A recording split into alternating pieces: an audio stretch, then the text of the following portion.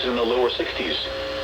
South winds 25 to 40 miles per hour with gusts up to 55 miles per hour.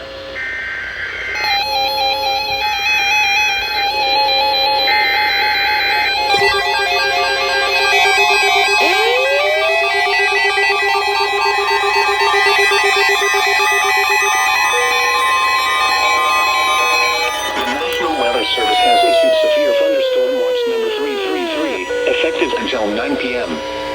This watch includes the following counties in New York: Jefferson, Lewis, and St. Lawrence, and the St. Lawrence River from Lake Ontario to Ogdensburg. Remember, a severe thunderstorm watch means the conditions are favorable for the development of severe weather, including large hail and damaging winds in and close to the watched area. While severe weather may not be imminent, persons should remain alert for rapidly changing weather conditions and listen for later statements and possible warnings. Stay tuned to NOAA Weather Radio, commercial radio and television outlets, or internet sources for the latest severe weather information.